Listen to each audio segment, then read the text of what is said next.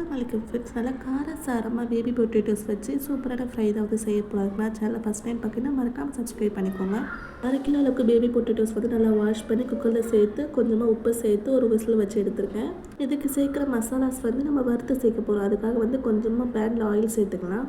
பருப்பு 1 டீஸ்பூன், சீரகம் வந்து 1/2 டீஸ்பூன் சேர்த்துருக்கேன். 10 பல் பூண்டு சேர்த்து நல்லா வறுத்துக்கலாம். இது கூட வந்து காரத்துக்கு தேவையான காஞ்ச மிளகாய் சேர்த்துக்கலாம். கொஞ்சமாக கருவேப்பிலை நல்லா பொரிஞ்சு வந்ததுக்கப்புறமா ஒரு 50 கிராம் அளவுக்கு வேர்க்கடலை சேர்த்துருக்கேன். எல்லாமே நல்லா வறுப்பட்டு எடுத்து ஆற வச்சுக்கலாம்.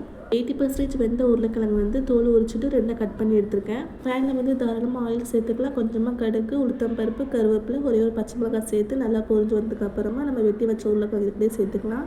இப்போ ஆற வச்ச மசாலாஸ் எல்லாமே மிக்ஸியில் சேர்த்துட்டு தேவையான உப்பு சேர்த்து நல்லா பவுடரை அரைச்சி எடுத்துக்கலாம். எப்போவுமே ஒரே மாதிரி பொட்டேட்டோ ஃப்ரை செய்யறதுக்கு பதிலாக இந்த மாதிரி மசாலா ரெடி பண்ணி நீங்கள் செஞ்சு பாருங்கள். உங்கள் வீட்டில் எல்லாருக்குமே கண்டிப்பாக பிடிக்கும். அல்டிமேட்டாக டேஸ்ட்டில் இருக்கும். இப்போ பவுட்ரு பண்ண மசாலாஸ் வந்து உருளைக்கிழங்கு கூட சேர்த்து நல்லா வந்து வறுத்துக்கலாம். மசாலாஸ் எல்லாமே வந்து நல்லா உருளைக்கிழங்கு கூட கூட்டாகி வரும். அதுக்கே நல்லா வந்து வறுத்து எடுத்துக்கலாம். இந்த ஸ்டேஜில் வந்து காரம் உப்பு எல்லாமே செக் பண்ணிக்கோங்க. வேணா மிளகாய்த்தூள் கூட சேர்த்துக்கலாம். நல்லா மசாலாஸ் எல்லாமே கூட்டாகி வந்ததுக்கப்புறமா மொத்தமாக தூவி ஸ்டவ் ஆஃப் பண்ணிங்கன்னா சூப்பரான பீனட் பேபி பொட்டேட்டோ ஃப்ரை வந்து ரெடி ஆயிரும். இந்த மாதிரி டேஸ்டி ஹெல்த்தியான ரெசிபிஸ் பார்க்கணும் சேனல் மறக்காம சப்ஸ்கிரைப் பண்ணிக்கோங்க. பாய்.